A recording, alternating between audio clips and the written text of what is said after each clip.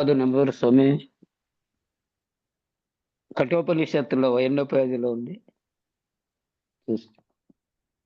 కఠోపనిషత్తులోనా? ఆ, 301లో. జై సద్గురు ప్రభు మహారాజుకు జై. గురువే సర్వలోకానాం విసజై భవరోగిణాం నిధియే సర్వ విద్యానాం శ్రీ దక్షిణామూర్తి నమః. ఓం నమో బ్రహ్మాదిభ్యో బ్రహ్మ విద్యా సాంప్రదాయ కర్తృభ్యో వంశ ఋషుభ్యో మహాభ్యో నమో గురుభ్యః. సర్వోపప్లవరహిత ప్రజ్ఞానగణ ప్రత్యగర్తో బ్రహ్మైవాహమస్మి అహం పదార్థరహితః. గురువే సర్వలోకానాం విసజే భవరోగిణాం నిధియే సర్వ విద్యానాం శ్రీ దక్షిణామూర్తి నమః. ఓంకారపీఠ సిద్ధాంతం బ్రహ్మ విద్యోపదేశిక శ్రీమన్నారాయణం సూర్యం సద్గురుభ్యో నమో నమః. యాజ్ఞవల్కం చ జనకం సుఖ సాందీపమీశ్వరం కృష్ణమర్జున సంయుక్తం ఉద్ధవం చ నమో నమః. బ్రహ్మానంద యోగేంద్రం రామానంద జ్ఞానేశ్వర సహజానంద యోగీశ రామావధూత గురుం భజామి. అంబికా శివయోగేంద్రం వేమన యోగి సద్గురుం నిరంజన వెంకయ్యార్య తిరుమింగళ గురుం భజే. శ్రీధర స్వామి యోగేంద్రం శివరామాఖ్య దీక్షితం కంబాలూరి అప్పబ్రహ్మ సద్గురుభ్యో నమో నమః. పరశురామ సీతారామ భాగవత కృష్ణ యోగీనాం ఈల్కాణ లక్ష్మణార్య సద్గురుభ్యో నమో నమః. బృహద్వాదిష్ట సిద్ధాంతం పూర్ణబోధోపదేశికాం శ్రీ వెంకటేశ్వర యోగేంద్రం సద్గురుభ్యో నమో నమః. ఆత్మానాత్మ అతీతమనిషం కేవలాత్మోపదేశికం శ్రీ వేముల రామయ్యార్య యోగేంద్రం సద్గురుభ్యో నమో నమః. చరాచరమతీతం చ అచల పూర్ణోపదేశికం శ్రీ పూర్ణానంద పుల్లయ్యార్య సద్గురుభ్యో నమో నమః. పూర్ణబోధ సుధానిధిం పూర్వపుణ్య ఫలప్రదం వేదాంతానంద సద్గురుం వెంకటరమణార్య గురుం భజే. పూర్ణానంద పుల్లయ్యార్య పుత్రరత్న మహాగురుం విష్ణానంద వివం దేవం కృష్ణమూర్తి నమో నమః.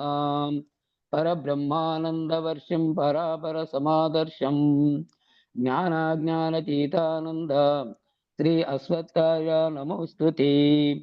సర్వకాలాకాల ప్రత్యక్షం సర్వోత్తమ సుశాశ్వతం విరహితానంద గురుం వెంకటదాసార్యం భజే.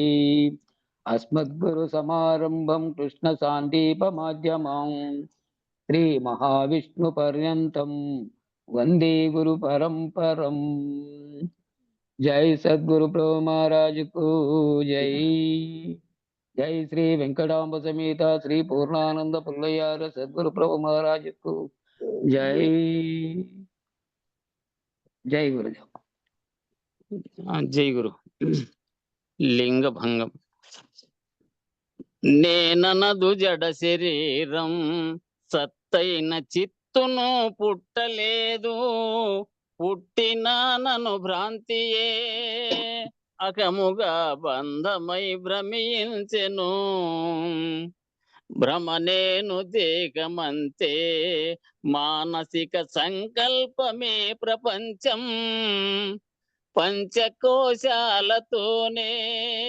ఈ లింగ దేహము తెలియబడును.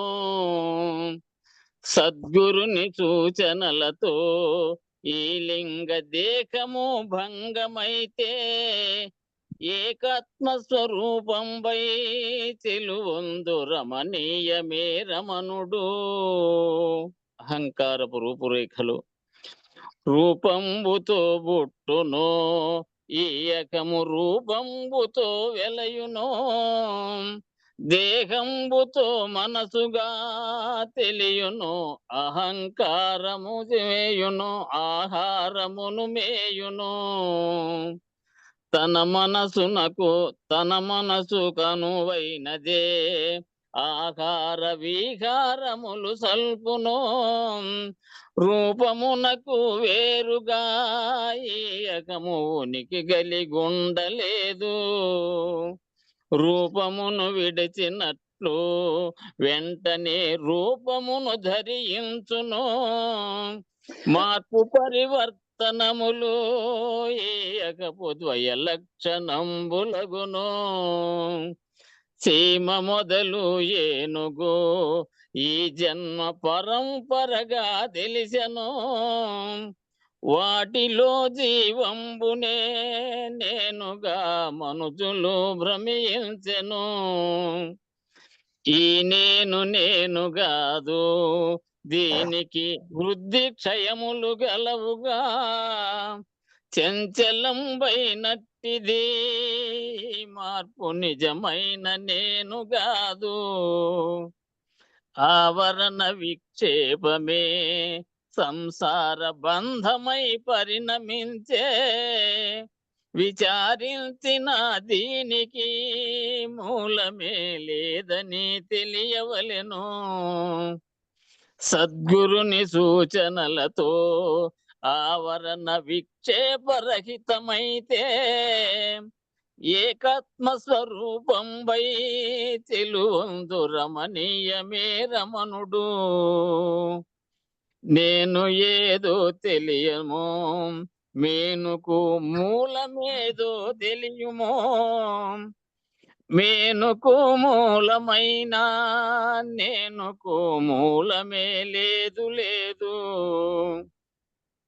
దీపము కాంతి ఒకటే మేనుకు మూలము మాయ ఒకటే మాయ మర్మము తెలిసిన మాయమే మాయమైపోవును గదా అహంకారమే జగముగా జగమున అహము ప్రకటన మాయను అహంకారమే రహితమై చెలువందు రమణీయమే రమణుడు పుట్టనట్టి నేనునే నిజమైన దైవమని తెలియవలెను పుట్టినట్లున్న నేను ఈ అహంకారమని తెలియవలెను పుట్టనట్టి నేనులో తనకితరమేమియూ లేదు లేదు పుట్టినట్లున్న నేను తిజ్జడ గ్రంథిగా తెలియవలెను సద్గురుని సూచనలతో చిజ్జడ గ్రంథి నాశము జరిగితే ఏకాత్మ స్వరూపంపై తెలువందు రమణీయమే రమణుడు జై సద్గురు ప్రభు మహారాజుకు జై గురు పరంపరముకు జై జై గురు జై గురుదేవ్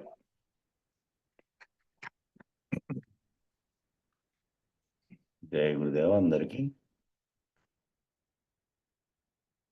కాబట్టి నిన్న ఏం ముగించామంటే వీటన్నిటినీ చక్కగా ఎరిగి ఆయా పరిమితులను తెలుసుకొని ఆయా విధ లోకంబులు లోకేశులు లోకస్తులను అవగాహన చేసుకొని అవేవి తాను కాదని అవన్నీ ఎరుక అని అఖండ ఎరుక యొక్క స్వరూపం పిండాండ బ్రహ్మాండ పద్ధతిగా విస్తరించి ఉన్నదని తెలిసి అట్టి ఎరుక నేను కాదని ఆ ఎరుకను లేనెరుక పద్ధతిగా గురుబోధాశ్రవణం చేత నిశ్చయాన్ని పొందాలి. ఎలా అయితే 4 మహావాక్యార్థాల నిర్ణయాన్ని పరబ్రహ్మ నిర్ణయాన్ని పొందావో అలాగే 4 మహావాక్యాల నిరసన స్థితిని చైతన్యరహిత పద్ధతిని అష్టతరు నిరసన పద్ధతిని ఈ 4 మహావాక్యాలను మళ్ళీ నిరసన చేసే పద్ధతిని ఆ చైతన్యరహిత పద్ధతిని ఈ పిండ బ్రహ్మాండాలుగా అష్టతరములుగా ఉన్నటువంటి 4 జీవతరములు 4 ఈశ్వర తరములు అన్నీ కూడా అవన్నీ పిండ ఎరుక అఖండ ఎరుకగా ఉన్నటువంటి సర్వవ్యాప్తమైనటువంటి ఎరుక నిరసన పద్ధతిని చైతన్యరహిత పద్ధతిని అష్టతరం నిరసన 8 తరముల యొక్క నిరసన పద్ధతిని అన్నింటినీ సర్వాన్ని త్యజించగలిగేటువంటి, సర్వమును త్యజించగలిగేటువంటి, సర్వము లేనటువంటి స్థితిని తెలుసుకునేటువంటి ఆ సమర్థతను సంపాదించుకోవడం అవసరం. ఈ విచారణ అంతా ఆఖరికి పోవాల్సింది అట్టి జన్మరాహిత్య పద్ధతిని ప్రతిపాదిస్తూ వారు మాత్రమే దేహాభిమానాన్ని వదిలిపెడతారు. దేహాభిమానాన్ని అట్టి వారే జన్మరాహిత్య స్థితిని పొందాలనుకునేవారు దేహాభిమానాన్ని వదిలితే పిండము, ఈ పిండాండ తనువులు 4, బ్రహ్మాండ తనువులు 4 అయినటువంటివి 4, 4, 8 కూడా లేనివే. మహావాక్యాలు కూడా చెప్పబడినటువంటిగా నేను నిర్ణయించి మహావాక్యాల ప్రకారం నీవే ఆ సర్వసాక్షి స్థితిని, ఆ స్థితిలో బ్రహ్మగా ఉన్నావని చెప్పింది కూడా నిరసన చేసేటువంటి స్థితిలో ఆ దేహాభిమానాన్ని వదిలిపెట్టి అట్టి దేహాభిమానమే వారిని వదిలిపెడుతుంది. అట్టి దేహాభిమానాన్ని వదిలిపెడితే దేహాభిమానం చేతనే సర్వబంధములు, సర్వభ్రాంతులు కలుగుతున్నాయి. దాని అతీతంగా ఉండేటువంటి ఏ చైతన్యమైతే సర్వమును గుర్తిరిగేటట్టు చేస్తున్నటువంటి ఎరుకగా ఉందో, బ్రహ్మాండమంతటా నిండి అదే ఉందో, ఏ చైతన్యం ఉందో ఆ చైతన్యాన్ని కూడా నిరసనం చేసేటువంటి పరిస్థితిలో ఆ చైతన్య నిరసన చేస్తే అట్టి దేహాభిమానమే లేకుండా వదిలిపెడుతుంది. విచారణ ద్వారా నీవు దేహాభిమానం వదిలిపెడితే మళ్ళీ అది వచ్చి మాటి మాటికి రావడానికి అక్కడొక్క కాలు ఇక్కడొక్క కాలు పద్ధతిలో కాకుండా వ్యవహారంలో చేస్తున్నప్పటికీ వ్యవహారం చేస్తున్నది కూడా నేను కాదు. వ్యవహారం చేస్తున్నప్పుడు మళ్ళీ నేనుగా భావించి కర్తృత్వాన్ని పెట్టుకుంటే కర్తృత్వము కర్తృత్వం యొక్క కర్మ ఫలితము 2 వస్తాయి. కాబట్టి ఏదీ లేకుండా దేహం వారిని వదిలివేస్తుంది. దేహం అనేది దేహం మామూలుగా ఉండే జడంగా ఉండేటువంటి దేహం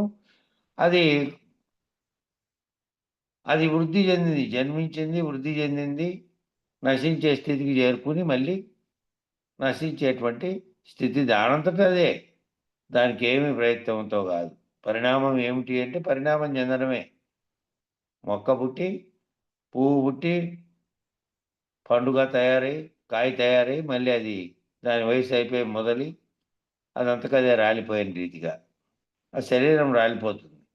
దానికి ఏం ప్రయత్నాలతోనూ పని లేదు, నిమిత్తం లేదు.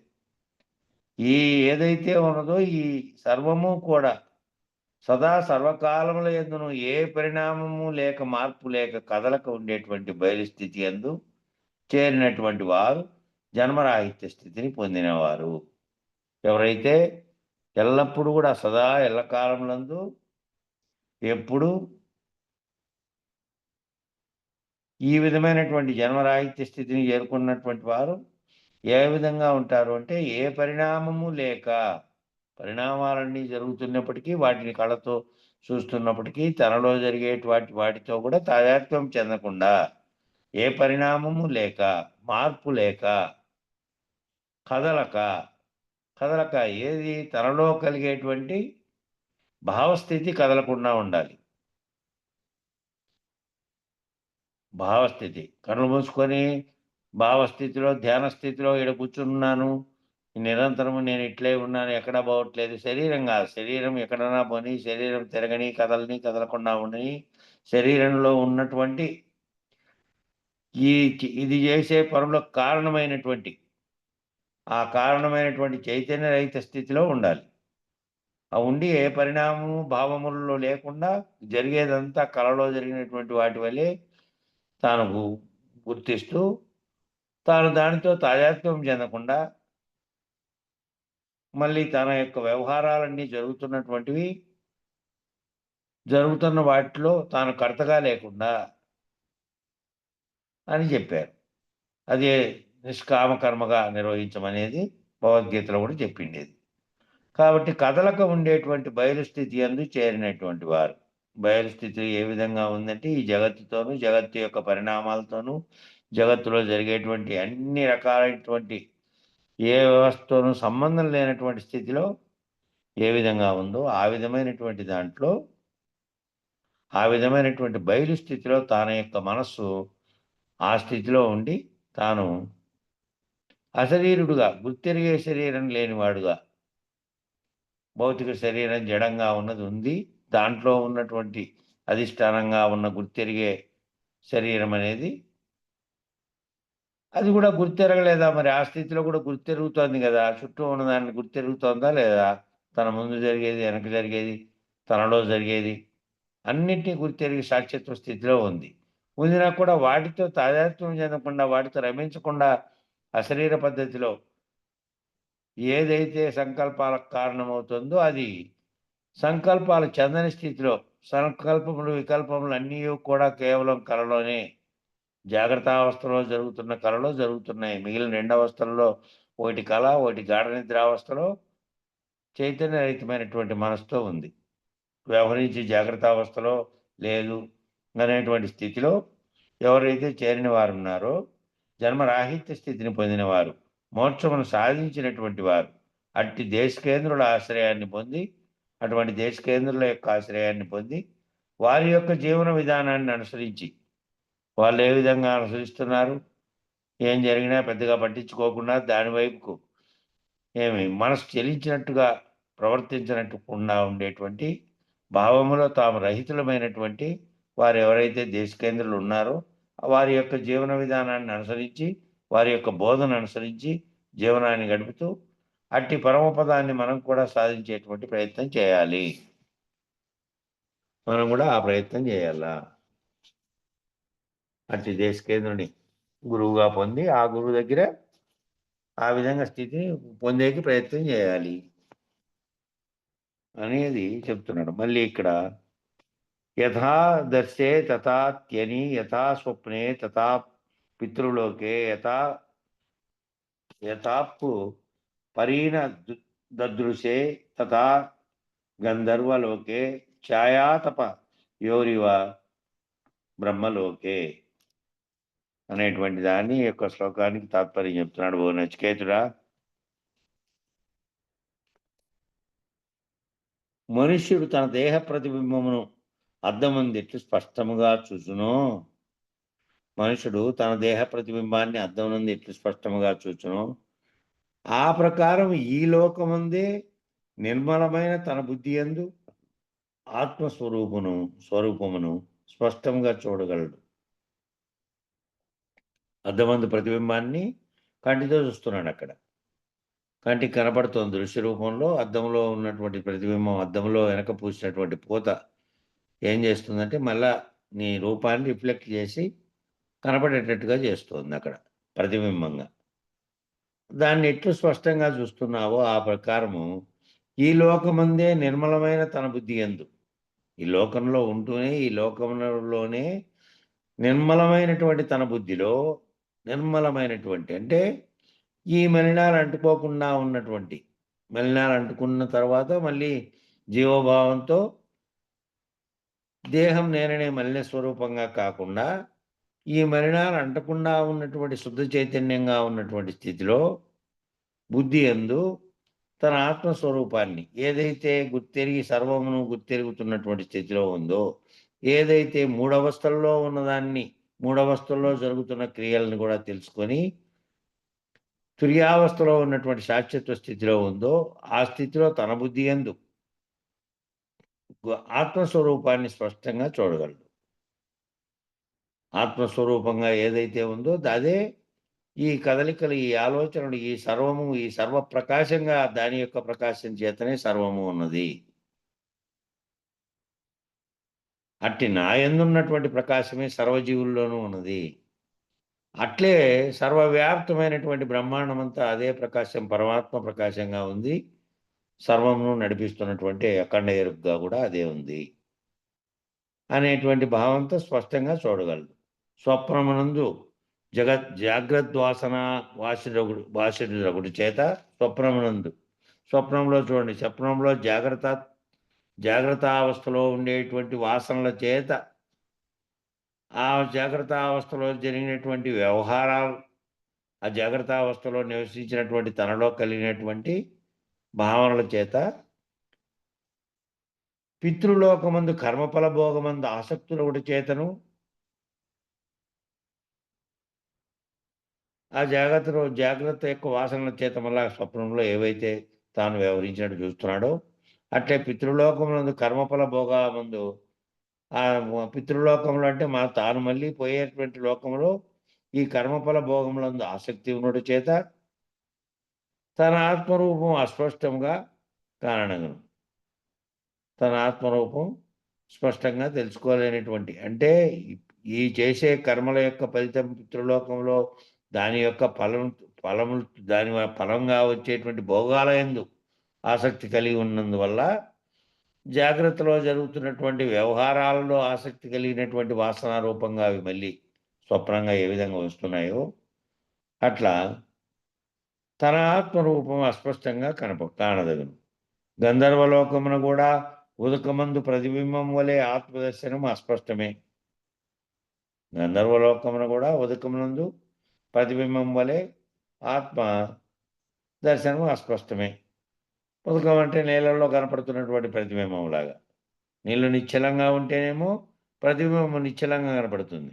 నీళ్ళలో కదలికలు ఉంటే ప్రతిబింబం చలన రూపంలో కనపడుతుంది, లేదంటే ఇంకా ఎక్కువ చలనాలు ఉంటే అసలు కనపడదు. కానీ ఆ బ్రహ్మ లోకప్రాప్తి బహుదుర్లభం. ఆ బ్రహ్మలోకం అనేటువంటి ఆ ప్రాప్తి బహుదుర్లభం. కానీ ఈ లోకముందే ఆత్మజ్ఞాన సంపాదనకే ప్రయత్నించవలసి ఉండను. ఆ నిర్ణయం ఆ విధమైనటువంటి తాను తన యొక్క నిజస్వరూపాన్ని తెలుసుకోవడం అంటే తన యొక్క స్వస్థానమును తన ఆత్మస్వరూపంగా ఉండి సర్వమును గుర్తెరుగుతున్నటువంటి స్థానాన్ని శరీరంగా ఉండి కంటితో చూసినటువంటి వాటితో దృశ్యంగా ఉన్నటువంటి వాటితో కాకుండా శరీరంగా ఉన్నటువంటి వాటిలో పెట్టుకున్నటువంటి వాసనల కారణంగా తెలియబడుతున్నటువంటిది కాకుండా తన యొక్క స్వస్వరూప స్థితిలో ఏదైతే సర్వమును గుర్తెరుగుతున్నటువంటి ఎరుకగా ఉందో, గుర్తెరుగుతున్నటువంటి తెలివిగా ఉందో అది ఆ బ్రహ్మలోక ప్రాప్తి అంటే అది ప్రత్యేకంగా లేదు. తాను ఆ స్థితిలో బ్రహ్మనిష్ఠుడుగా ఉన్నటువంటి సర్వవ్యాప్తమైన చైతన్యంలో తానున్నాను, తనలోటువంటి తన నిజస్వరూపం అదేను అనేటువంటి ప్రాప్తి దుర్లభం. చాలా విచారణ చేసినప్పటికీ, అందజేసినప్పటికీ వ్యవహారకర్తగా మారుతున్నప్పుడు క్షణంలోనే వ్యవహారంలో ఒదిగిపోయేటువంటి స్థితి ఉంటుంది. చాలా జాగ్రత్తగా చాలా భావంలో నిరంతరము అంటే ఇక ఈ ఆలోచన నిరంతరము ఉండగలిగితే వ్యవహారంలో చేస్తున్నప్పుడు కూడా తనకు ఆలోచన ఉండగలిగితే ఆ విధమైనది ఆ స్థితిలో నిలబడగలడు. లేదంటే చాలా కష్టమైనటువంటి స్థితి అది. కాన ఈ లోకమునందే ఆత్మజ్ఞాన సంపాదనకై ప్రయత్నించవలసి ఉండను. ఎక్కడో లోకాలు లేకపోతే ఊర్ధ్వలోకాల్లో ఇంకో లోకాల్లో పుణ్యమంతా చేసి వాటికి పోయిన తర్వాత అక్కడ మళ్ళీ ఆత్మజ్ఞాన సంపాదన జరిగేది ఉండదు. ఈ లోకమునందే ఈ శరీరం ఉన్నట్టుగానే ఈ శరీరంలో ఉన్నటువంటి ఆత్మగా ఉన్నటువంటి గుర్తెరిగే చైతన్యం ఉన్నట్టుగానే దానితోనే ప్రయత్నం చేయవలసి ఉంది. ఆ ఆత్మజ్ఞాన సంపాదనకై ఇప్పుడే ప్రయత్నం చేసి నువ్వు ఆత్మజ్ఞాననిష్ఠుడివై బ్రహ్మజ్ఞాననిష్ఠుడివై నువ్వే బ్రహ్మం అనే స్థితిలోకి మళ్ళీ ఆ తర్వాత వాటన్నింటినీ నిరసన చేసే స్థితిలోకి వాటన్నింటినీ గుర్తెరిగే ఎరుక లేనటువంటి స్థితిలోకి పోవాలి. ఖండ ఎరుక అఖండ ఎరుకలు రెండూ లేవు. అఖండ ఎరుకగా ఉన్నటువంటి దాంట్లో నుంచి పుట్టినవే ఇవన్నీ అనేకంగా. కాబట్టి ఆ విధంగా ప్రయత్నించాల్సిన అవసరం ఉంది ఈ జన్మలోనే, ఈ శరీరంలోనే మానవుడు అనేవాడు. లేదంటే అనేక జన్మల్లో ఏదో ఒక జన్మలో ఆ సమీప భావన లేకపోయింటే అప్పుడు ఎవరో ఒక దేశకేంద్రుడు కనుక ఆయా జన్మల్లో దొరికితే నిన్ను ఈ చక్రము నుంచి తప్పించే ప్రయత్నం చేస్తారు, జరుగుతుంది. వ్యాఖ్య చెప్తున్నాడు. జీవరాశులన్నింటిలోనూ మానవ దేహమే ఆత్మజ్ఞానమును కనుక బ్రహ్మను తెలుసుకుంటకు శ్రేష్టమైన సాధనముగా శాస్త్రములు చెప్పుచున్నవి. జీవరాశులన్నింటిలో కూడా మానవ దేహమే ఆత్మజ్ఞానాన్ని బాగా అనగా బ్రహ్మమును తెలుసుకుంటకు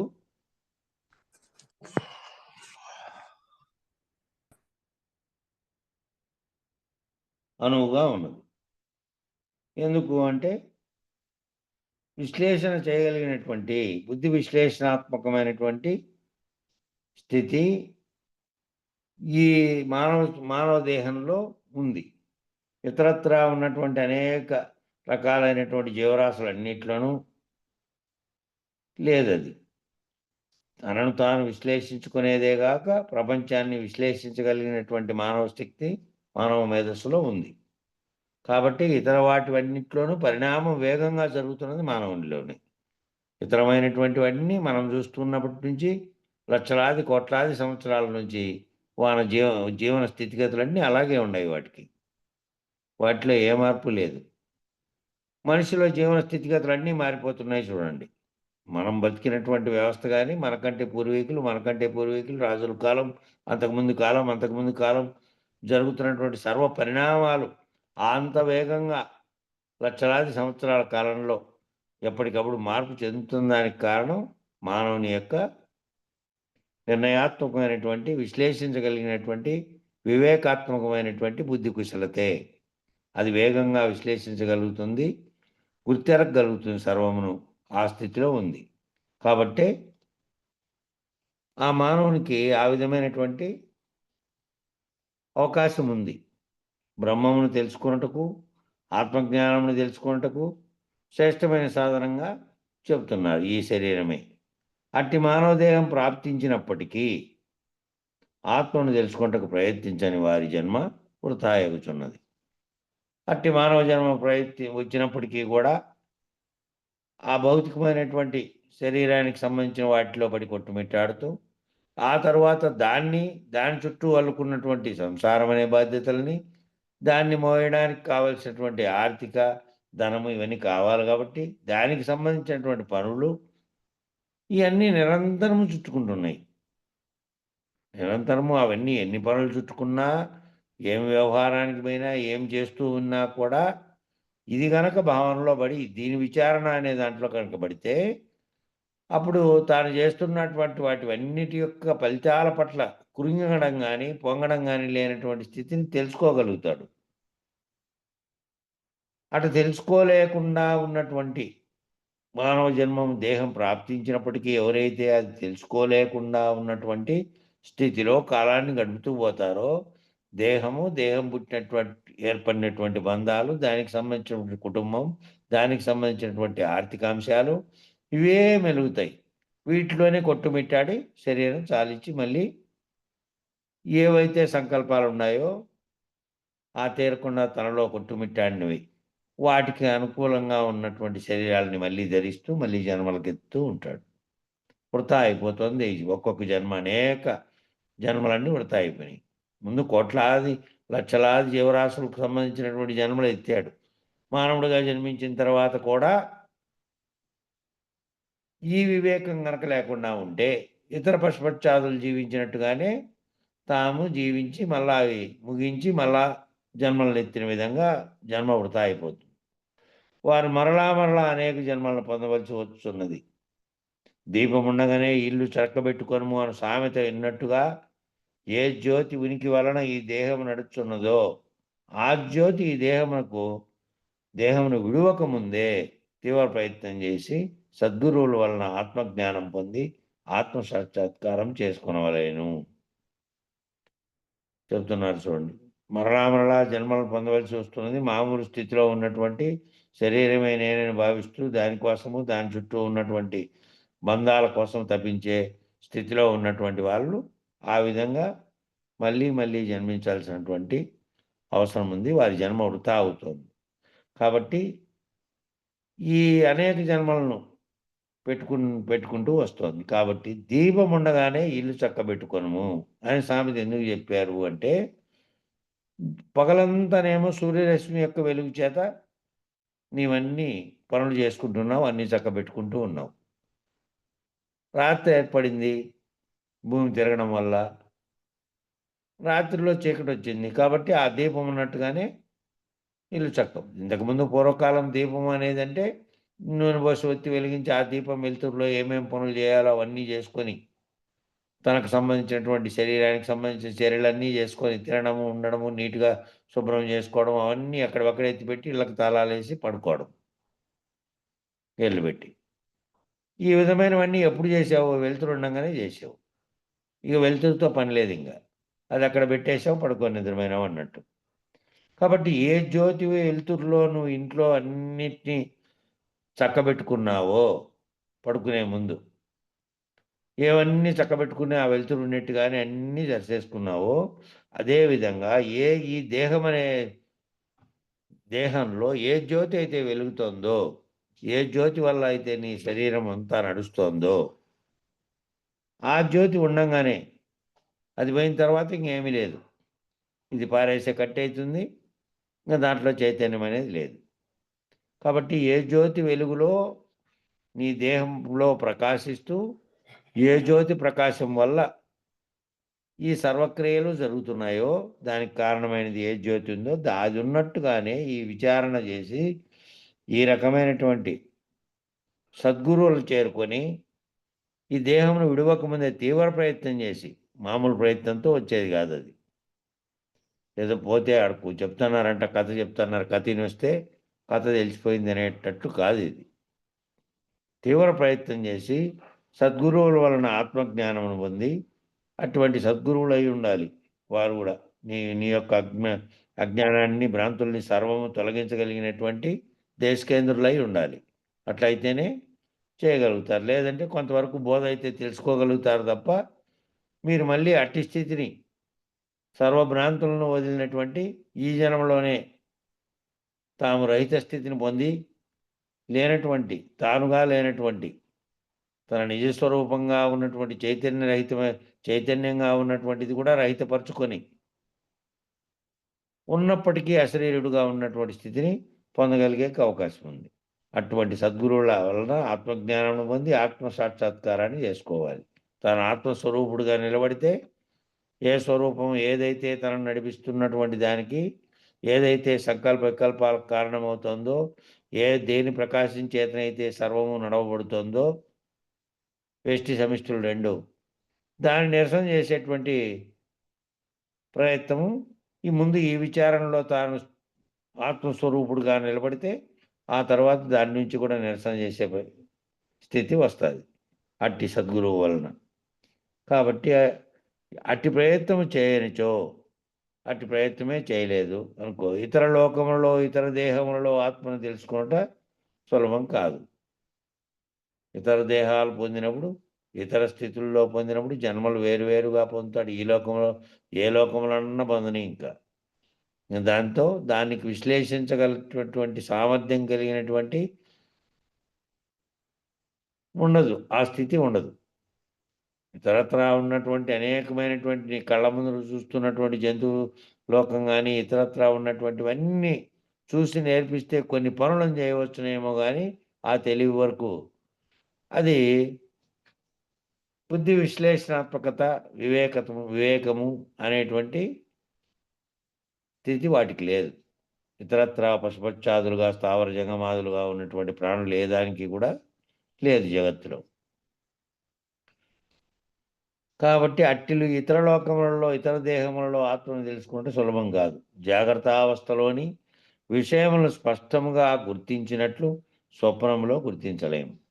జాగ్రత్తావస్థలో స్పష్టంగా తెలియబడుతున్నటువంటి బాగా తెలియబడుతున్నాయి. వస్తువుల యొక్క స్వరూపం తెలియబడుతోంది, వాటిని గుర్తించగలుగుతున్నావు.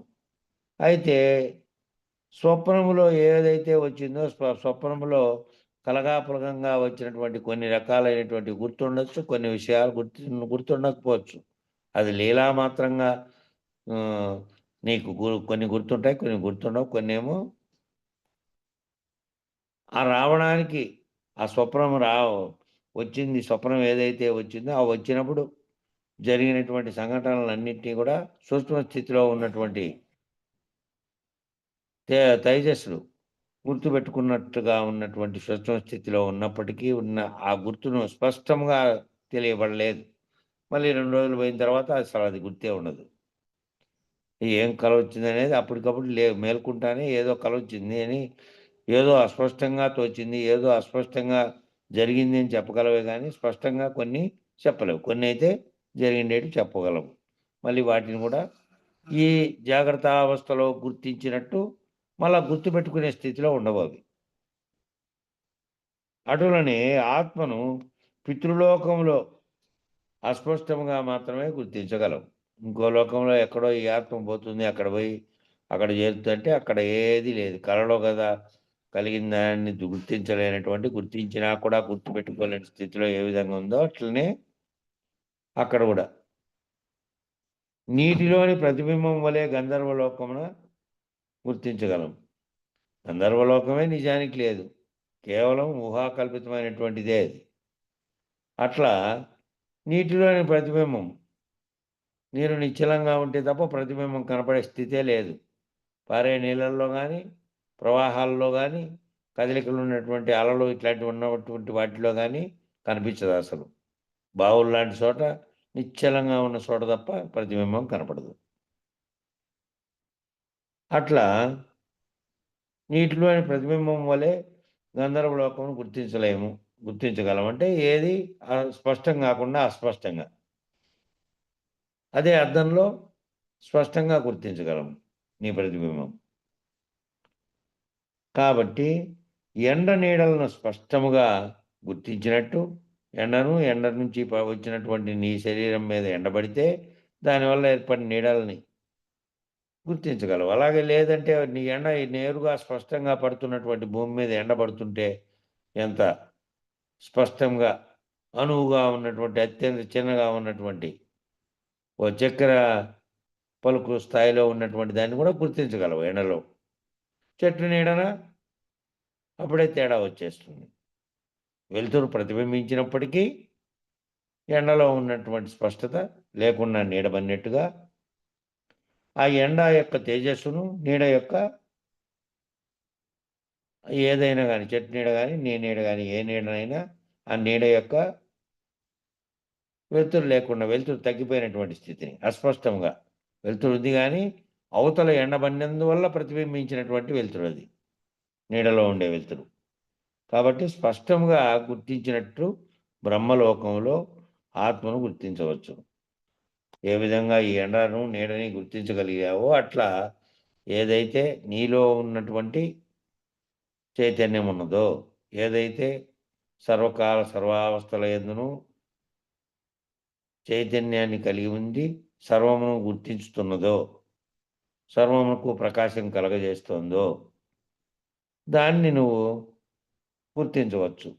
ఆ బ్రహ్మ అనే లోకం ఎక్కడో లోకం లేదు, అన్నీ దీంట్లోనే ఉన్నటువంటి లోకాలే. బ్రహ్మలోకంలో ఆత్మను గుర్తించవచ్చు అన్నాడు. ఆ బ్రహ్మీభూత స్థితిలో నువ్వు బ్రహ్మముగా స్థిరపడితే గుర్తించవచ్చు. కానీ అది కష్టసాధ్యం. ఉపాసకులు బ్రహ్మలోకమున చేరి బ్రహ్మతో పాటు ఆత్మ విచారణ చేయొచ్చు. బ్రహ్మ ప్రళయ సమయమున ఆత్మ సాక్షాత్కారం పొంది బ్రహ్మతో పాటు ముక్తిని పొందుదురు. కానీ ఈ విధంగా ఇది కష్టసాధ్యము. అయితే ఉపాసకులుగా ఉండేవాళ్ళు బ్రహ్మలోకమును చేరి అంటే బ్రహ్మమును తామే భావిస్తూ అదే నిష్ఠతో అదే విధంగా విచారణ చేయొచ్చు, ఆత్మ విచారణ చేయొచ్చు. బ్రహ్మ ప్రళయ సమయమున, ఆ ప్రళయ సమయం అంటే ఏది, శరీరమును వీడేటువంటి ఈ స్థితిలో ఉన్నటువంటి స్థితిలో కూడా వాళ్ళు అదే భావంతో ఆ విధంగా ఉంటారు. కాబట్టి ఆ విధమైనటువంటి సాక్షిత్వ స్థితిలో ఉన్నటువంటి వాళ్ళు, దీనితో ఆత్మ సాక్షాత్కారం పొందినటువంటి స్థితిలో ఉన్నటువంటి వాళ్ళు, ఆత్మే తాననేటువంటి వాళ్ళు, శరీరంగా భావన చెందకుండా ఉన్నటువంటి స్థితిలో ఉన్నటువంటి ఆత్మ సాక్షాత్కారం పొంది బ్రహ్మతో పాటు ముక్తిని పొందుదు. దీనికి విశేష వ్యాఖ్యిస్తున్నారు. ఈ రకమైనటువంటి విధానం ఒకటి వేద ప్రతిపాదితమైనది బోధించబడుతూ ఉంది. అంటే మహాప్రళయం వరకు నిరీక్షించి మహాప్రళయ సమయంలో బ్రహ్మంతో సహా ముక్తిని పొందే విధానం కూడా ఒకటి ఉన్నది. వేరే విధానం చెబుతున్నాడు. చతుర్దశ భువనాలలో 14 లోకాలు ఉన్నాయి. అతల వితల సుతల రసాతల తలాతల మహాతల పాతాళములనే అధోలోకములు. అదే రకంగా భూ భువః శుభః మహా జన తప లోకములు చివరికి ఉన్నటువంటి బ్రహ్మలోకం వరకు కూడా ఇవి ఊర్ధ్వలోకములు. ఈ ఊర్ధ్వలోకములు ఆ అధోలోకములలో కేవలం మర్త్యలోకమైనటువంటి ఈ భూమండలం మీద మాత్రమే మానవులు సశరీరులై ఉన్నారు. ఈ 14 లోకాలుగా చెప్పండి, దానిలో ఎక్కడా కూడా మానవులు లేరు. సశరీరులై ఎక్కడున్నారు? జన్మించి జీవనాన్ని కలిగించి జన్మను పొంది వ్యవహారములు చేస్తూ ఉన్నటువంటి ఈ మానవులు ఇతరంగా చెప్పబడుతున్నటువంటి ఏ లోకాల్లో కూడా లేరు. ఈ పైన చెప్పినటువంటి ఊర్ధ్వలోకాలు, పైలోకాలు, కింద చెప్పినటువంటి అధోలోకాలు ఏ దాంట్లోనూ లేరు. ఈ మధ్యలోకం అని చెప్పబడినటువంటి ఈ మన్నుతో కూడినటువంటి ఈ లోకంలో తప్ప, భూమిలో తప్ప, ఈ భూమి మీద తప్ప, భూమండలం మీద తప్ప ఎక్కడా కూడా మానవులు సశరీరులై లేరు. మిగిలిన పద్ధతుల్లో ఆయా జీవులు, ఆయా జీవాత్మలు జీవభావమును విడనాడలేక, దేహాభిమానమును విడలేక, అజ్ఞానము నశింపక, ఆయా పరిమితులతో కూడి ఉన్నటువంటి వ్యవహారమును వనర్చుతూ ఆయా లోకములందు లోకస్తులుగా తిరుగుతూ ఉంటారు.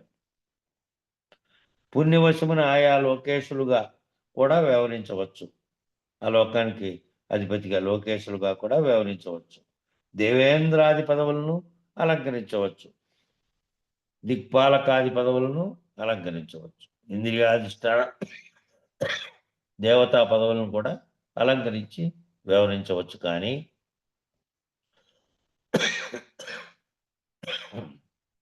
అటువంటి స్థితిని చేరినప్పటికీ కూడా మోక్షమును పొందాలంటే పునః మానవ జన్మను ధరించవలసిన అవసరం సర్వులకు ఉంది.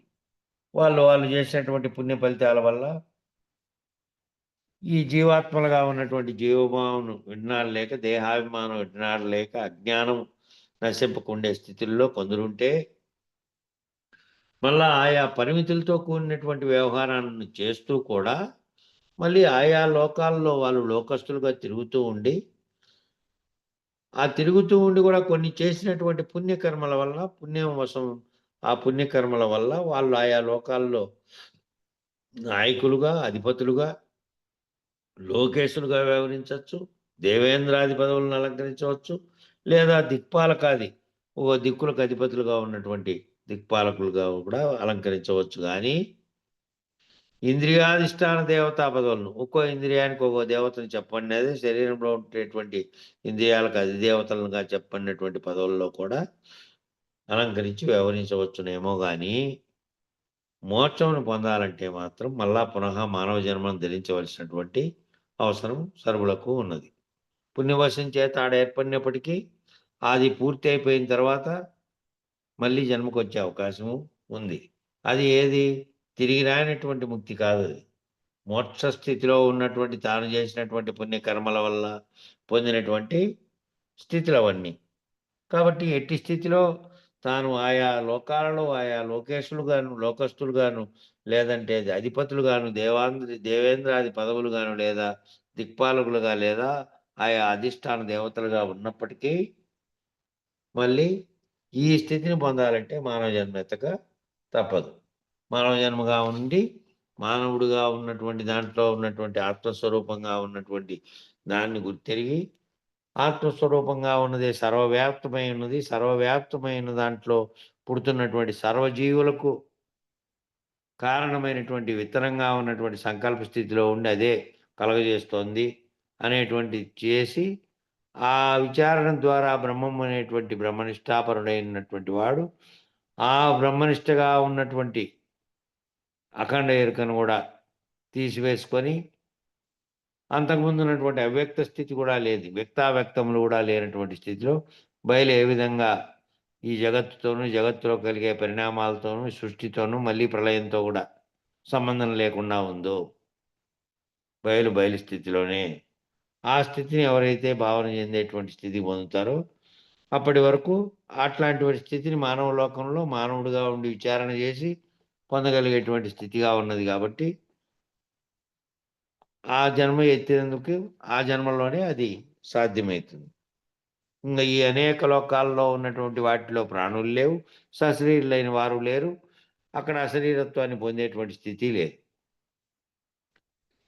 ఏ గంధర్వులైతే ఉన్నారో వారు ఎవరైతే ఈ జన్మలో మానవ శరీరాన్ని ధరించారో ఆ పూర్వ సంస్కార ఫలం మేరకు వారంతా గాయకులు అవుతారు. ఇప్పుడు చెప్పినటువంటి గాయకులుగా అనేటువంటి వారు గాయకులు, నటులు ఏమేమి రకాలైనటువంటి వాళ్ళు నేర్చుకొని ఈ జన్మలో అన్నీ పొందుతూ ఉన్నారో వాళ్ళు ఆ భావన స్థితిలో గతంలో ఏ గంధర్వులుగా ఉన్నటువంటి భావనలో వాళ్ళు ఏ గంధర్వులైతే ఉన్నారో వారే ఎవరైతే ఈ జన్మలో మానవ శరీరాన్ని ధరించారో ఆ పూర్వజన్మ సంస్కారం వలన పూర్వ సంస్కార బలం మేరకు వారంతా గాయకులు అవుతారు. పాడుతున్న వాళ్ళందరినీ గాన గంధర్వ అని బిరుదు.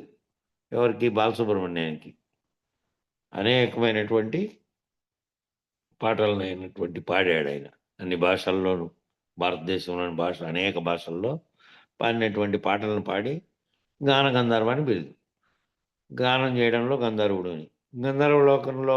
గంధర్వలోకం అనేది ప్రత్యేకంగా లేదు గానీ, ఆ భావన చెంది ఉన్నటువంటి అంతకుముందు జన్మలో ఏదైతే తాను ఆ విధంగా స్థిరపడి భావంలో ఉంటాడో, ఆ స్థిరపడినటువంటి గంధర్వ భావంలో ఉన్నటువంటి వాడు ఈ జన్మలో మానవ శరీరం ధరించి, ఆ సంస్కారం వలన గాయకుడు అవుతారు. ఎవరైతే గంధర్వులు ఉన్నారో వారు రకరకాలైనటువంటి వాయిద్యములను వాయించడంలో నేర్పులు కలిగినటువంటి సంగీత విద్వాంసులు కూడా వాళ్ళే. విద్యాధరులు అనేటువంటి వారు కొందరున్నారు. ఆ విద్యాధరులు వీణా వాయిద్యాలతో ఎవరినైనా సమ్మోహితుల్ని చేయగలుగుతారు. ఎవరినైనా కూడా. ఈ విధంగా తబలాలు వాయించడంలో కొందరు, వీణ వాయించడంలో కొందరు, హార్మోనియం వాయించడంలో కొందరు, సంగీత సాధనాలన్నిటి వాయించి ఎవరినైనా కూడా సమ్మోహితుల్ని చేయగలిగినటువంటి విద్య వాళ్ళలో ఉంటుంది. అలాంటి విద్యాధరులు ఈ జన్మలో మానవ జన్మ ధరించినప్పుడు ఆ గాత్ర వీణా వాయిద్యాల్లో అద్భుతమైనటువంటి నేర్పును కలిగి ఉంటారు. అట్టి సంస్కార బలం చేత కలిగి ఉంటారు. కాబట్టి ఆ లలిత కళలు ఏవైతే ఉన్నాయో ఆ లలితా కళలన్నీ కూడా పూర్వజన్మ విశేషం చేత ఆ జన్మ సంస్కారంగా ప్రాప్తిస్తూ ఉన్నాయి. ఆ జన్మ సంస్కార విశేషంగా వచ్చినవి ఈ జన్మలో అనుభవించగానే అవి కూడా రద్దయిపోతాయి. మళ్ళా ఇట్లా వస్తాయి అనేది లేదు. ఆ జన్మ సంస్కారంగా వచ్చి ఈ జన్మలో మళ్ళా ప్రతిఫలించినవి మళ్ళా రేపటి జన్మలో మళ్ళీ ఉత్తమోత్తమైనటువంటి గాయకుడిగా పుడతాడని కానీ, వీణ వాయించేవాడుగా పుడతాడని కానీ, లేటంటే ఇట్లంతా పుడతాడని దానికి కూడా వీలు లేదు. ఆ జన్మ సంస్కారంగా ఈ జన్మలో ప్రాప్తించినవి మళ్ళీ వచ్చే జన్మలో ఈ జన్మలో అనుభవించగానే పోయినాయి. ఈ జన్మలో అనుభవించగా సంచితములు అవి కూడా ఆ ఫలితాలుగా వచ్చినవే. సంచిత కర్మలుగా వచ్చినటువంటి గత జన్మలలో ఉన్నటువంటి సంస్కార ఫలితంగా వచ్చినటువంటి కర్మలుగా ఇప్పుడు నువ్వు చేసినప్పటికీ అనుభవించగానే పోయినాయి. కాదు. మగవాళ్ళకి మాత్రం బాలసుబ్రహ్మణ్యం అని చెప్పి ఆడోళ్ళంతా అలిగితే ఎట్లా? ఆడోళ్ళకు సుశీల్ ఉంది కదా. ఉంది అట్లా. అంటే ఆడోళ్ళకైనా మగవాళ్ళకైనా ఇక్కడ చెప్పేటువంటి కళ ఒక్కటే కదా. ఇద్దరికైనా కూడా ఒకటే కళ. ఈ స్త్రీ పురుష భేదం అనేది దేహానికే ఉంది తప్ప ఏ కళ అయితే ప్రదర్శిస్తున్నటువంటి కళ వాళ్ళు నేర్చుకున్నటువంటి కళ గానం ఇద్దరిది ఒకటే కదా. వాళ్ళు తృప్తి పడే కోసము సుశీల అనే మాట చెప్పింటే బాగుండు.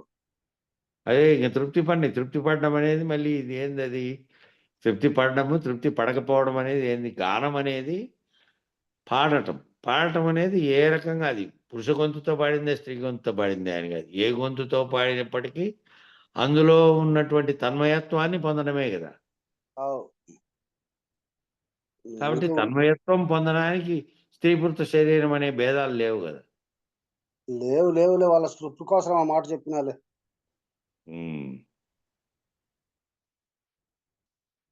కాబట్టి ఆ జన్మ సంస్కారంగా వచ్చినటువంటివన్నీ ఆ జన్మలో అనుభవించగానే అవి కూడా రద్దయిపోతాయి. కానీ ఈ జన్మలో మరలా ప్రోగు చేసిన జీవభావంతో అజ్ఞానయుతమైనటువంటి దేహాభిమానంతో కూడినటువంటి ఆయా నిర్ణయములన్నీ మరలా ప్రోగు చేయబడి పునః జనన మరణ చక్రంలో తిరుగుతూ ఉంటాడు. ఆయా జన్మల్లో వచ్చినటువంటి సంస్కార ఫలితంగా వచ్చినటువంటివన్నీ మళ్ళీ ఈ జన్మలో కలిగినాయి. ఆహా, గొప్ప గాయకుడు, గొప్ప విద్వాంసుడు, గొప్ప కవి, గొప్ప రచయిత, గొప్ప రాజనీతిజ్ఞుడు, గొప్ప పదవిలో ఉన్నవాడు, ఇన్ని రకాలమైనటువంటి వచ్చినవన్నీ కూడా అనుభవించగానే అయిపోయి మళ్ళీ ఈ జన్మలో ఏ సంస్కారం చేత ప్రవర్తించాడో, ఈ జన్మలో ఏ రకమైనటువంటి మనసుతో ఉన్నాడో, ఏ రకమైనటువంటి సంకల్ప వికల్పాలతో ఉన్నాడో వాటిని బట్టి మళ్ళీ జన్మ కలిగినప్పటికీ ఈ జన్మలో అనుభవించినటువంటివన్నీ పూర్వజన్మ సుకృతములుగా వచ్చి అనుభవించేశాడు కాబట్టి మళ్ళీ ఆ రకమైనటువంటి అనుభవాలే అక్కడ ఉంటే ఉంటాయి, లేకపోతే లేదు, ఉండవు. అక్కడ వేరే రకమైనటువంటి ఇక్కడ కల్పించుకున్నటువంటి వాటి ఫలితంగా ఉన్నటువంటివి ఉంటాయి. ఉండి ఆ రకంగా దేహాభిమానంతో మళ్ళీ ఇక్కడ ప్రోగు చేసుకున్నాడే ఈ జన్మలో, దేహాభిమానం ఈ జన్మలో వదలలే కదా. నేను పాడాను, నేను ఈ విధంగా చేశాను, నేను గొప్ప కవిని, నేను గొప్ప గాయకుని, నేను గొప్ప ఇవన్నీ అనుకుంటూ ఉన్నాడు. నేను వీడలే. నేను నుంచి వీడి ఏదైతే ఈ దేహాభిమానంగా ఉన్నటువంటి దాన్ని వదిలి దాన్ని అతీతంగా ఉన్నటువంటి దాన్ని తెలుసుకునేటువంటి స్థితిలో కనుక ఉండింటే ఇక ఇక్కడ మార్గం ఏర్పడిండేది. ఆ మార్గం లేదు. ఇక్కడ మళ్ళా దేహాభిమానంతో కూడినటువంటి దానికి ఉన్నారు. దాంతో ఏమవుతుంది? దాని ఫలితాలు దాన్ని ఎట్లా అంటే ఈ పొందుతున్నటువంటి గాయకుడుగా ఉన్నటువంటి కానీ ఇతరత్రా ఏదైనా ఉన్నటువంటి పూర్వజన్మ సుకృతంగా భావించుకొని దానితో కూడినటువంటి మళ్ళీ ఆ ప్రజ్ఞ ఏదైతే తనలో గొప్పగా ప్రజ్ఞ ఉందో ఇతరుల కంటే ఆ ప్రజ్ఞ ఆ జన్మ విశేషంగా వచ్చినది అని తాను తన యొక్క స్వరూపాన్ని గుర్తించకుండా మళ్ళీ ఇక్కడ ప్రజ్ఞతో కూడినటువంటి అహంకారం కూడుకొని ఉన్నదనుకో మళ్ళీ దేహాభిమానం ఉన్నట్లు. దేహాభిమానంతో కూడినటువంటి ఆయా నిర్ణయాలన్నీ మళ్ళా ప్రోగు చేసుకుంటాడు. ఇక్కడ ప్రోగు చేసుకొని పునః జనన మరణ చక్రంలో తిరుగుతూ మళ్ళీ ఉంటాడు. ఆ విధమైనటువంటి వాడు కూడా అదేవిధంగా ఈడ మళ్ళా దేహాభిమానం ఏర్పరచుకుంటూ ఉంటాడు. దేహాభిమానం ఏర్పరచుకునేందువల్ల మళ్ళీ దేహాన్ని పొందుతాడు. మళ్ళీ దేహం నశించే దాకా దేహంతో వ్యవహరించి మళ్ళీ దేహాన్ని హలో అన్న, ఇక్కడ ఏం జరుగుతుందంటే ఏ భావం మీద మళ్ళీ దీనికంటే గత జన్మ కర్మలు ఇప్పుడు ఆలోచనలు అనుభవిస్తూ అంటాయి. అవేమో దాని ఎంతగా వస్తుంటాయి పోతుంటాయి. ఇవి అనుభవిస్తూ ఇంకొక దాని మీద నీ మనసు పోయింది అనుకో, దీనికంటే అది మేలని ఇంకొక దాని మీద ప్రయత్నం చేస్తాంటుంది. ఇంకొక ఆలోచనలు వస్తాయి, ఈ విద్య కంటే ఇంకొక విద్య మేలని. ఆ విద్యను పొందే కోసము దానికి తగిన శరీరమే వస్తుంది. ఏ విద్యను మళ్ళా పొందాలని ఇప్పుడు ప్రయత్నించుతావో మళ్ళా జన్మ దానికి తగిన శరీరం వస్తుంది అన్నమాట. ఈ దేహాభిమానమే కాదు, విద్యాభిమానం ఏ సంకల్పాన్ని పెట్టుకుంటున్నాడో, ఏ సంకల్పాన్ని దాంట్లో పెట్టుకొని ప్రోగు చేసుకుంటాడో, మళ్ళీ కావాలని కోరుకుంటున్నాడో దాన్ని పొందుతాడు. ఇక్కడ దేహాభిమానమే కాదు, విద్యాభిమానం మీద ఉన్నప్పుడు ఆ విద్యను ఏ దేహంతో అయితే పొందొచ్చునో ఆ దేహం లేకపోతాడన్నమాట. కాబట్టి శాశ్వతమైనటువంటి మోక్షమును జననమరణ రాహిత్యాన్ని సాధించాలి అంటే ఈ 14 లోకాలలో ఏ రీతిగా నీవు ఆశ్రయించినప్పటికీ, కాబట్టి శాశ్వతమైన మోక్షాన్ని జననమరణ రాహిత్యాన్ని సాధించాలి అంటే ఈ 14 లోకాలలో ఏ రీతిగా నీవు ఆశ్రయించినప్పటికీ, ఏ రీతిగా అక్కడ నీకు వ్యవహారం ఉన్నప్పటికీ ఆ వ్యవహారం అంతా కూడా నిమిత్త మాత్రపు వ్యవహారమే. అక్కడ నీవు ఈ ముక్తిని సాధించడానికి కావలసిన ఏ సాధన కానీ, ఏ జ్ఞానోపదేశం కానీ, ఏ రకమైనటువంటి విచారణ కానీ, నిరసన కానీ, విరమణ కానీ చేయలేవు. జ్ఞానాతీతమయ్యేటువంటి పరిస్థితిని అక్కడ పొందలేవు. ఆయా లోకాల్లో ఊర్ధ్వ మరియు అధోలోకాల్లో చెప్పబడినటువంటి ఏ జన్మను నువ్వు పొందినప్పటికీ, అక్కడ ఏ రీతిగా నీ వ్యవహారం ఉన్నప్పటికీ, దేని నువ్వు ఏ రీతిగా ఆశ్రయించి అక్కడ ఉన్నప్పటికీ, అక్కడ ఉండేటువంటి వ్యవహారాల్లో నువ్వు ఆ ముక్తికి సాధించడానికి కలిగినటువంటి సాధన చేయలేవు, జ్ఞానోపదేశము పొందలేవు, విచారణ చేయలేవు, నిరసన చేయలేవు, దాంట్లో నుంచి విరమణ చేయలేవు. కాబట్టి చక్రంలో తిరిగేటువంటి స్థితిలో వాటిలో నుంచి జ్ఞానాతీతమయ్యే పరిస్థితిని, జ్ఞానాతీతం కూడా జ్ఞానము మళ్ళీ జ్ఞానాతీతం కూడా కావాలి. జ్ఞానమే కదా సంకల్పాలకు కారణమై ఉంటుంది. కాబట్టి దాని నుంచి కూడా జ్ఞానాతీతాన్ని పొందే పరిస్థితి రాదు. అక్కడ జ్ఞానాతీతమైన స్థితిని మానవ జన్మలో ఈ విచారణలో పొందగలవు, కానీ అక్కడ పొందలేవు. ఇక్కడ జ్ఞానము ఎరుకను అద్వైతం కాటికే జ్ఞానము. అక్కడ జ్ఞాన స్థితి పొంది ఉండవు అన్నమాట అద్వైతం. అదే లాస్ట్ పాయింట్. జ్ఞానాతీతమైన స్థితిని పొందలేవు. ఆటింటి జ్ఞానాతీతం దాటుకోవాల, కావాలి అంటే, దాన్ని వదిలిపెట్టుకోవాల. జ్ఞానాతీతం కావాలంటే అది లేనటువంటి ఆ బ్రహ్మముగా నిష్టగా ఉన్నటువంటి బ్రహ్మం ఒక్కటే ఉన్నది అనేటువంటిది కూడా లేనటువంటి స్థితిలో ఉన్నటువంటి బయలు స్థితిని ఎరింగితే జ్ఞానాతీతం అవుతుంది. బయలులో ఏ జ్ఞానము లేదు. ఏ జ్ఞానానికి సంబంధించిన సంకల్పం విత్తనంగా ఉండి జగత్తును సృష్టించడానికి కానీ అందులో మళ్ళీ జీవుడుగా ఉత్పన్నమయ్యేటువంటి స్థితి లేదు కాబట్టి ఆ స్థితిని పొందడానికి ఆ జ్ఞానాతీతమయ్యే పరిస్థితి కూడా అక్కడ లేదు. ఇక్కడే విచారణ ద్వారా నువ్వు జ్ఞానాతీత స్థితిని పొందగల స్థితిలో నువ్వు ఉంటావు.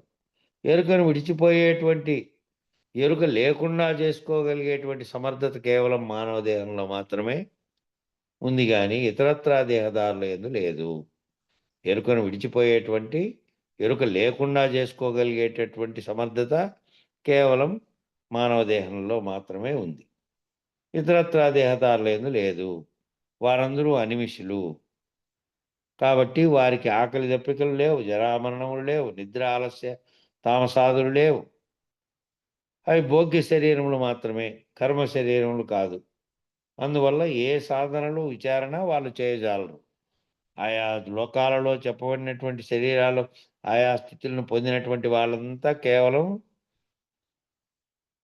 దేహదారులుగా ఉన్నటువంటి వారిలో ఉన్నటువంటి ఆకలి దప్పికలు కానీ, జనామరణములు కానీ, నిద్ర ఆలస్య తామసాదులు కానీ ఇతరత్ర ఉన్నటువంటివి కాదు. భోగ్య శరీరములు మాత్రమే అవి. కర్మ చేసేటువంటి కర్మ శరీరములు కాదు. అందువల్ల ఏ సాధనలు విచారణలు చేయజాలరు.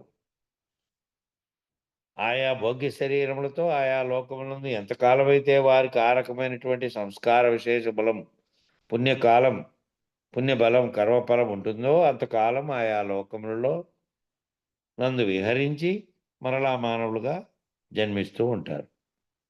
ఈ పుణ్యఫల విశేషం దాని కొరకేను అవన్నీ పొందుతారు.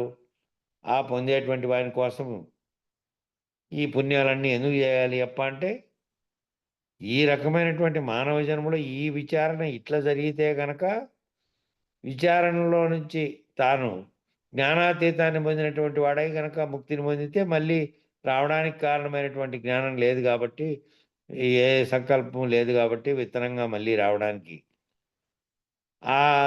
అట్లా రహితం పొందుతాడు. అట్లా కాకుండా ఏవైతే నువ్వు పుణ్యాలన్నీ చేయడం వల్ల ఉత్తమ స్థితి కలగడానికి కారణమైనటువంటి కోరికలతో చేస్తున్నావో ఆ స్థితి పొందినప్పటికీ అది కర్మ చేసేటువంటి శరీరం కాదు. కేవలం భోగించే భోగ్య శరీరాలుగా ఆయా జన్మలలో ఆయా లోకాలుగా నువ్వు భావిస్తున్నటువంటి వాటిలో పోయి ఆత్మస్థితిలో వ్యవహరించి మళ్ళీ అది ఆ వ్యవహార స్థితి పుణ్యకాలం గడిచిపోయిన తర్వాత మళ్ళీ వచ్చి జన్మలని తగిలించుకోవాల్సిందే తప్ప అక్కడి నుంచి మళ్ళీ తిరిగి రానటువంటి ముక్తిని పొందే అవకాశం లేనే లేదు.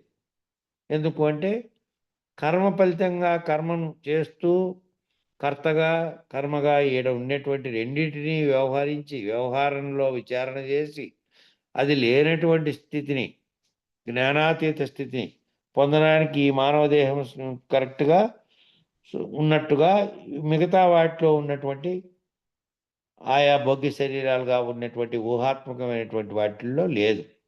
కాబట్టి ఇది భౌతికంగా శరీరం ఈ శరీరాన్ని పొంది ఈ లోకంలో మానవ లోకంలో భూమి మీద పుట్టినటువంటి వాళ్ళు మాత్రమే ఈ సత్యాన్ని విశ్లేషణ ద్వారా కనుక్కోగలిగి ఈ విధమైనటువంటి గొప్ప దేశకేంద్రుడైనటువంటి